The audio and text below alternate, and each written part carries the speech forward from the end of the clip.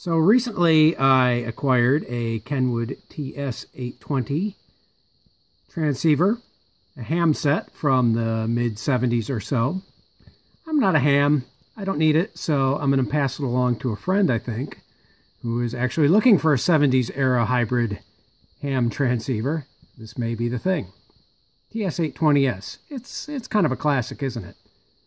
Now the thing is, it uses a funny power plug. It doesn't use the standard IEC, but rather this thing.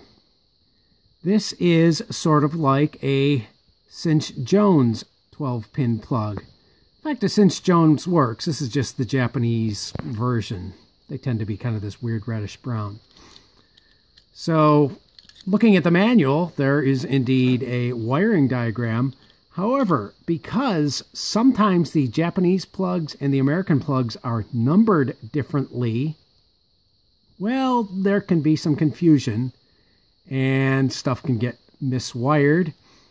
And if you miswire it, bad things can happen. Why 12 pins? Well, because this does DC, or it does 120 or 240 volts AC. There are some jumpers you need to put in, and so forth.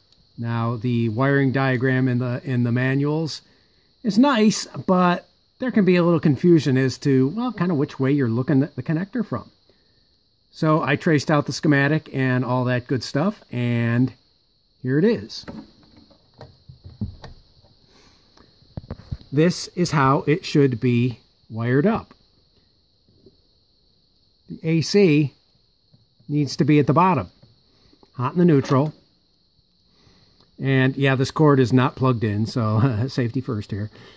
And then you have to jumper these two pins and these two pins. This is indeed the correct way to do this. This is just a plain old two-pin or two wire polarized cord that I snipped off. And we'll do it a test.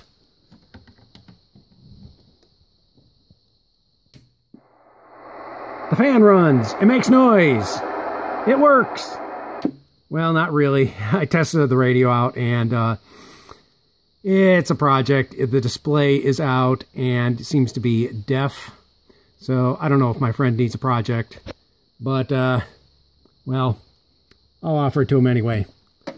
But that is indeed what it should look like.